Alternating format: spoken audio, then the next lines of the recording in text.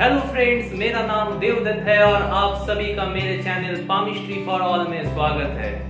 Friends, आज का topic शुरू करने से पहले हमेशा की तरह दो बातें। अगर आप चैनल पर नए हैं तो प्लीज चैनल को सब्सक्राइब कीजिए, बेल आइकन को प्रेस कीजिए और ऑल नोटिफिकेशन में क्लिक कीजिए, जिससे कि मेरे द्वारा डाले गए सारे वीडियोस आपको तुरंत मिल जाएगी। फ्रेंड्स, अगर वीडियो अच्छा लगे तो वीडियो को लाइक कीजिए और बहुत अच्छा लगे तो प्लीज इसे शेयर भी कीजिए। तो चलिए फ्रेंड्स, शुरू करते हैं आज का टॉपिक, विवाह की रेखा।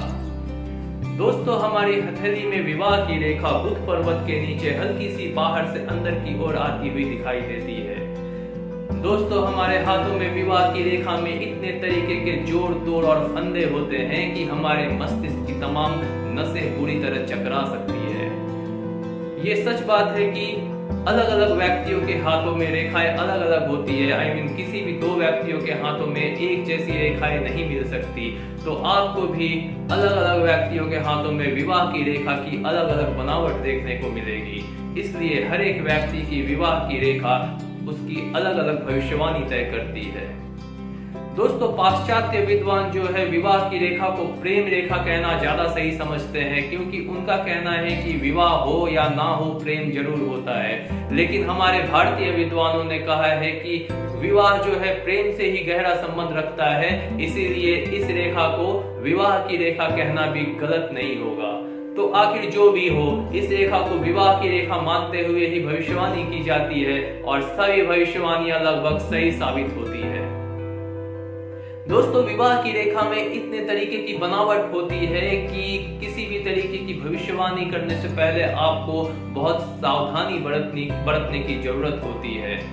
दोस्तों, ये ध्यान रखिए, क्योंकि ये सच बात है कि जीवन, मृत्यु और विवाह, ये तीन चीज ऊपर वाले ने हमारी किस्मत पर लिख के भेजा है। तो इसीलिए जीवन रेखा, मस्तिष्क रेखा, हृदय रेखा की तरह विवाह की रेखा भी हमारे हथेली में उतना ही महत्व रखती है।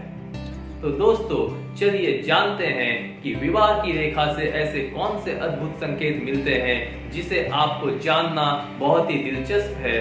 और ये बहुत जरूरी होता है कि आप किसी के भी भविष्य में झांक कर उसे आने वाले अशुभ संकेतों के लिए पहले से चेतावनी दे सकते हैं, और अगर संकेत अच्छे हैं तो उसकी जिंदगी को खुशहाल बना सकते हैं। तो चलिए दोस्तों, शुरू करते हैं। दोस्तों, विवाह की रेखा हमारी हथेली में हृदय रेखा के किनारे पर चौथी अंगुली कनिष्ठिका की जड़ में होती है। अगर विवाह की रेखा किसी द्वीप की तरह का आकार लेकर नीचे की ओर थोड़ी झुकती हुई दिखाई दे, इस तरीके से, तो फिर किसी रोग, शारीरिक पीड़ा या कोई बड़ी दुर्घटना से इस व्यक्ति के जीवन साथी का जीवन यह खतरे में डाल सकती है। दोस्तों, भविष्य में होने वाले इस तरह के गंभीर संकटों की भविष्यवाणी कभी गलत साबित नहीं होती। अगर विवाह की रेखा से कोई पतली रेखा निकलकर इस तरह से सूर्य के पर्वत के पास सूर्य रेखा तक पहुंचती है, तो फिर यह उस व्यक्ति को विवाह के बाद अपार धन संपदा और ख्याति अर्जित करने में मदद करता है। लेकिन अगर यही पतली सी रेखा सूर्य की रेखा को काट कर निकल जाए, तो यह विवाह के बाद मान सम्मान और प्रतिष्ठा में बहुत ज्यादा आघात पहुंचाता है। दोस्तों, विवाह की रेखा अगर दो हिस्सों में बट गई हो और दोनों में से कोई एक हिस्सा सूर्य पर्वत के नीचे सफलता की रेखा में जाला सा बनाता हुआ दिखाई दे, तो यह किसी अनिष्ट की ओर संकेत करता है, क्योंकि इससे विवाह में अपक्षय मिलता है और सामाजिक प्रतिष्ठा में बहुत ही हानि प्राप्त होती है। दोस्तों, दो अन्य रेखाएं हैं जिसका विवाह के साथ बहुत ही गहरा संबंध है। दोस्तों, अगर विवाह की रेखा किसी द्वीप की तरह आकार लेकर शुरू होती है, तो यह हमेशा दुर्भाग्य का परिचायक ही समझा जाता है। इससे यह संकेत मिलता है कि विवाह से पूर्व व्यक्ति को धोखे में रखा गया है। लेकिन दोस्तों, आगे जाकर अगर यह रेखा लंबी और सीधी हो जाए, तो इसका मतलब यह होता है कि अंत में जाकर सब कुछ सामान्य हो जाएगा। दोस्तों, अनुभव से इसकी सत्यता को परख लिया गया है और ऐसे मामलों में कुछ गोपनीयता बरतनी भी जरूरी होती है। ऐसा नहीं कि सारे व्यक्तियों को इसकी सच्चाई का पता बता दिया जाए, क्योंकि इससे उसके दिमाग में अशांति पैदा हो सकती है। तो ऐसा कहते हैं ना दोस्तों कि पास्ट में जो था उसे भूल जाइए, प्रेजेंट को जिए। तो इसका मतलब यही है कि इसकी गोपनीयता आप बनाए रखें। दोस्तों, विवाह की यही रेखा अगर बहुत छोटी हो और ऊपर की ओर मुड़ती हुई दिखाई दे इस तरह से, तो यह आदमी जिंदगी भर कुंवारा बना रहेगा। ऐसा होता है कि जब कोई व्यक्ति यह पूछता है कि कभी उनकी शादी होगी भी या नहीं, जब उन्हें नहीं में उत्तर मिलता है तो बहुत कम लोग इसमें विश्वास करते हैं। लेकिन यह एक रोचक बात है दोस्तों कि इस रेखा से संबंधित कोई भी भविष्यवाणी बाद में गलत साबित नहीं होती।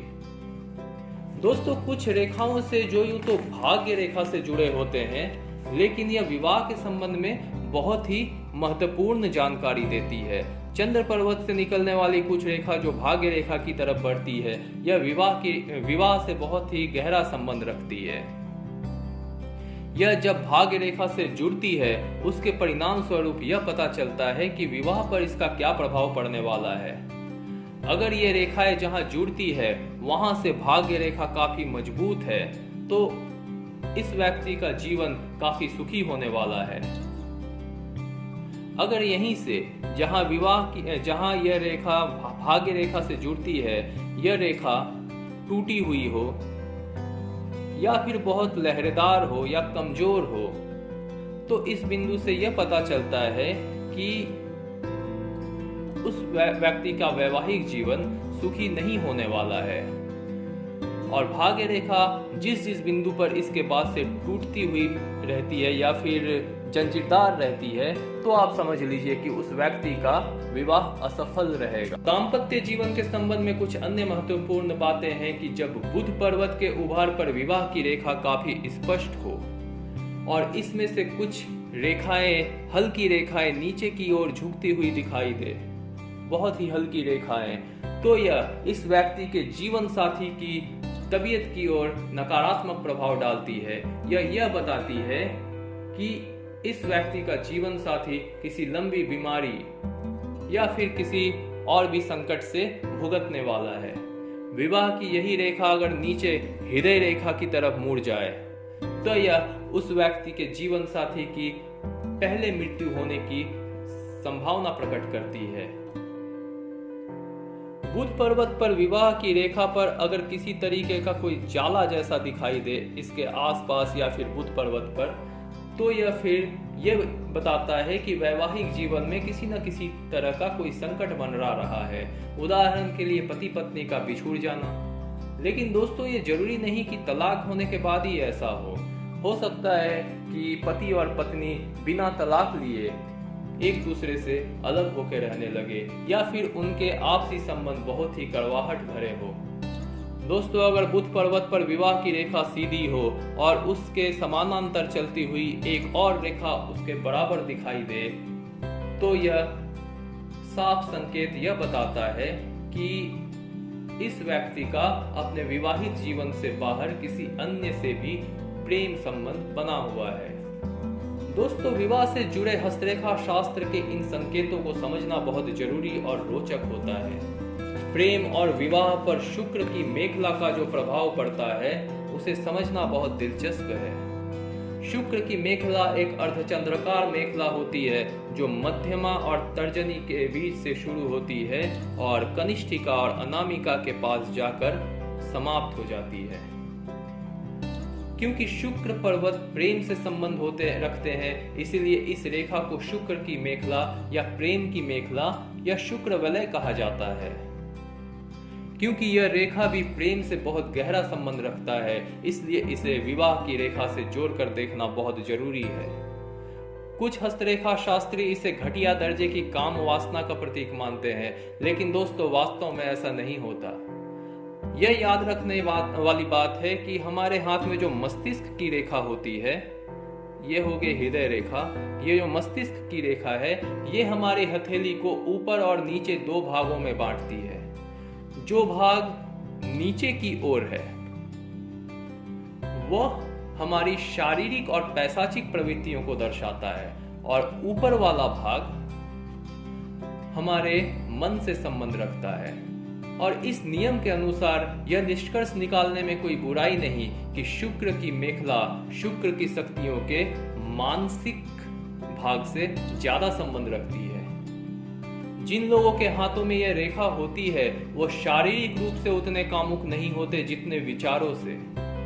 सेक्स की समस्याओं पर लिखी गई बहुत सारे पुस्तकों को पढ़ने में इनकी गहरी रुचि होती है, लेकिन उन पुस्तकों में जो कुछ लिखा होता है उसे असली जिंदगी में क्रियान्वित करने की इच्छा शक्ति उनमें नहीं होती।